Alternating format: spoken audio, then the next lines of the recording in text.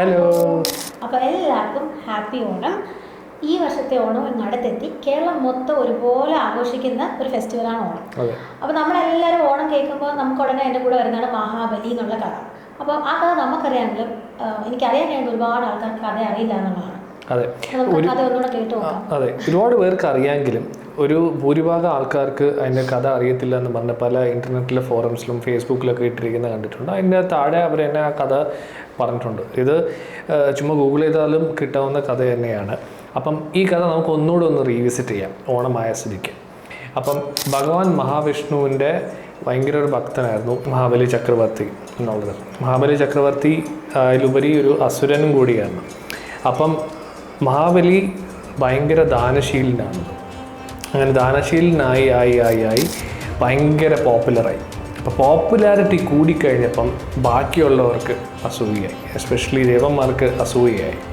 അപ്പം ഇതിനെങ്ങനെയെങ്കിലും ഹാൻഡിൽ ചെയ്യണം, മഹാബലിൻ്റെ ഈ പോപ്പുലാരിറ്റീനെ ഹാൻഡിൽ ചെയ്യണം എന്നും പറഞ്ഞിട്ട് മഹാവിഷ്ണുവിൻ്റെ അടുത്ത് ദേവന്മാരെല്ലാവരും കൂടെ ചെന്നിട്ട് പറയുകയാണ് ഇത് എങ്ങനെയെങ്കിലും ഹാൻഡിൽ ചെയ്ത് തരണം.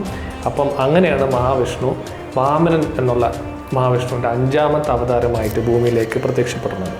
അപ്പം ഒരു യജ്ഞം നടന്നുകൊണ്ടിരിക്കുമ്പോൾ മഹാബലിയുടെ കിങ്ഡത്തിൽ വാമനൻ അവിടെ വരുന്നത് ഒരു ബ്രാഹ്മണൻ്റെ രൂപത്തിലായിട്ട്.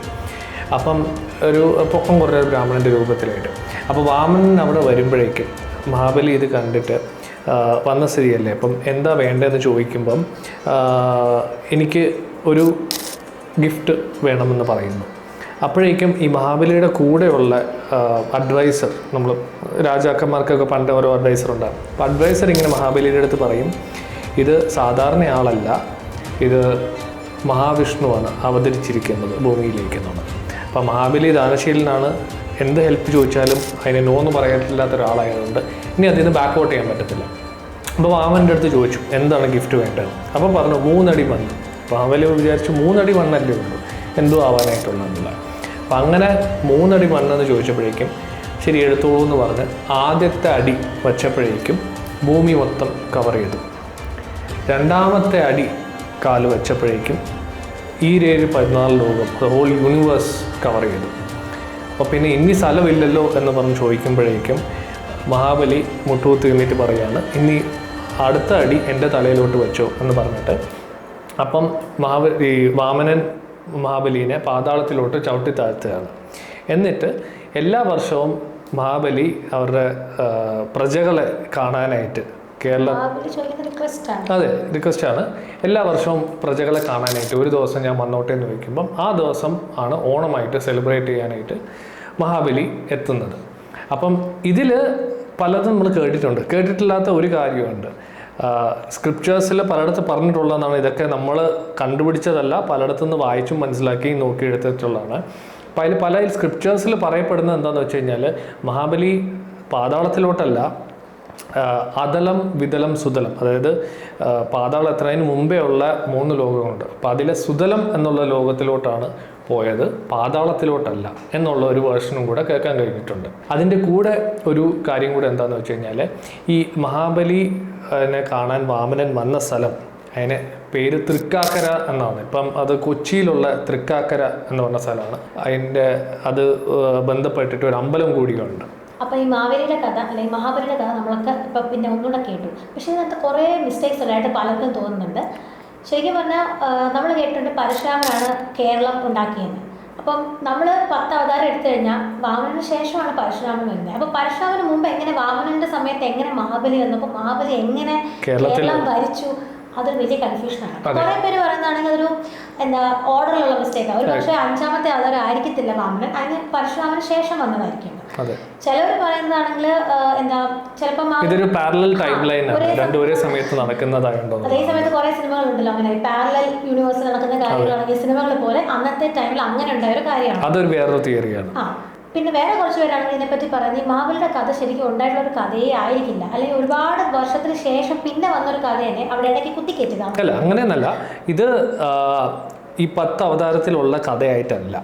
ഇത് കുറെ നാളിന് ശേഷം ഇതൊരു ഫിക്ഷണൽ ആയിട്ട് ഓണം ബേസ് ചെയ്തിട്ട് എന്തെങ്കിലും കഥ വേണമല്ലോ എന്ന് വെച്ചിട്ട് ഇത് ക്രിയേറ്റ് ചെയ്തൊരു കഥയാണ്. ഇത് 10 അവതാരത്തിലുള്ള സ്ക്രിപ്റ്റേഴ്സിലുള്ള ഒരു കഥയല്ല, എന്നാൽ അങ്ങനെ ഒരു വേർഷനും ഉണ്ട്. അപ്പം നിങ്ങളിതിൽ ഏത് വേർഷനാണ് കേട്ടിട്ടുള്ളത്, അല്ലെങ്കിൽ ഇതല്ലാതെ വേറെ ഏതെങ്കിലും വേർഷനുണ്ടോ ഈ എന്താ പറയുക ഈ കോൺട്രഡിക്ടറി കാര്യത്തിന് എക്സ്പ്ലെയിൻ ചെയ്യാനായിട്ടുള്ള എന്നുണ്ടെങ്കിൽ നിങ്ങളത് കമൻസിലിടുക. കാരണം ഇത് വളരെ ഇൻട്രസ്റ്റിംഗ് ആയിട്ടുള്ള ടോപ്പിക്കാണ്, ഇന്നവർ ആരെയും കുറിച്ച് പറഞ്ഞിട്ടില്ല. അപ്പം ഇങ്ങനത്തെ കഥകൾ എന്താണെങ്കിലും അത് നമ്മുടെ മാറ്ററേ അല്ല.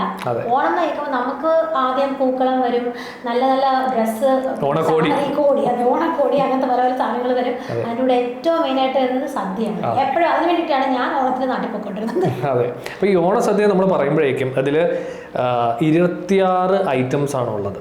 അപ്പം ഇതിൽ നമ്മൾ അതിനെക്കുറിച്ച് കൂടുതൽ നോക്കിക്കഴിഞ്ഞാൽ ഒരു പ്രത്യേക രീതിയിലാണ് ഈ പല ഐറ്റംസ് വച്ചിട്ടുള്ളത്. അതിൻ്റെ അറേഞ്ച്മെൻറ്റ്സും അതിൻ്റെ രുചികളും അത് കഴിക്കേണ്ട ഓർഡറും ഒക്കെ നമ്മൾ ആയുർവേദത്തിലും ഇപ്പം മോഡേൺ സയൻസിൽ ഗ്യാസ്ട്രോണോമിയിൽ എക്സ്പ്ലെയിൻ ചെയ്യുന്നതും ആ ഒരു പ്രത്യേക രീതി എന്ന് പറഞ്ഞിട്ടാണ്.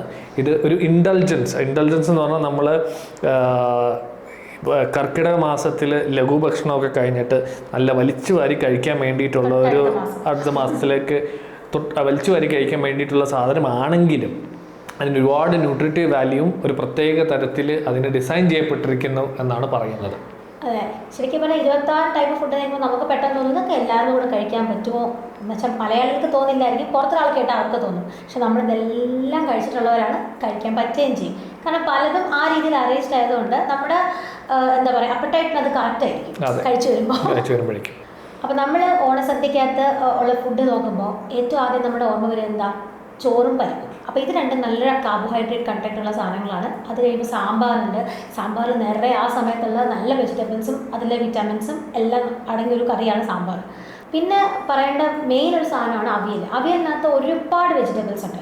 അപ്പോൾ അതിൻ്റെ കൂടെ അതിനകത്ത് നിറച്ച് കോക്കനട്ട് ഉണ്ട്. അപ്പോൾ ഡയറ്ററി ഫൈബർ, അതുപോലെ തന്നെ ഈ പറഞ്ഞ വിറ്റാമിൻസ് എല്ലാം അതിൽ നിന്ന് കിട്ടും. പിന്നെ അതിൻ്റെ കൂടെയുള്ള രസം, മോര്, ജീരകവെള്ളം ഇത് ഡൈജഷനെ സഹായിക്കുന്നു. കാളനും പച്ചടിയും അതിൽ തൈര് അടങ്ങിയിരിക്കുന്നുണ്ട്, അത് വയറിന് സൂതിങ് ഫീലിംഗ് തരുന്നു. പിന്നെ അതിൻ്റെ കൂടെ പപ്പടവും അച്ചാറ് അത്യാവശ്യത്തിന് വേണ്ടിയിട്ടുള്ള ശരീരത്തിന് അത്യാവശ്യത്തിന് വേണ്ടിയിട്ടുള്ള സോഡിയം നൽകുന്നു. ഇതൊക്കെ കഴിച്ചു കഴിയുമ്പോൾ നമ്മുടെ സന്തോഷത്തിന് വേണ്ടിയിട്ട് സ്വീറ്റ് ആയിട്ട് പായസം കിട്ടും. പലതരം പായസം ഉണ്ടാവും, ഏതാണെങ്കിലും പായസത്തിനകത്ത് കാർബോഹൈഡ്രേറ്റ്, പിന്നെ ഓഫ് കോഴ്സ് നമ്മുടെ ടേസ്റ്റിനും നമ്മുടെ സന്തോഷത്തിനും വളരെ വളരെ ഇമ്പോർട്ടൻ്റ് ആണ്. അപ്പോൾ ബേസിക്കലി പറഞ്ഞു കഴിഞ്ഞാൽ ഓണസദ്യക്കകത്ത് ഇത്രയും കാര്യങ്ങൾ അടങ്ങിയിട്ടുണ്ടെങ്കിലും അതൊരു ബാലൻസ്ഡ് മീലാണ്. എന്നാൽ നമുക്ക് സന്തോഷം തരുന്ന നമ്മൾ ഡെയിലി കഴിക്കുന്ന പോലെ ഒരു മീനുമല്ല. അതാണ് അതിൻ്റെ സ്പെഷ്യാലിറ്റി. ബാലൻസ്ഡും അറ്റ് ദ സെയിം ടൈം ടേസ്റ്റിയും. മനസ്സിനും ശരീരത്തിനും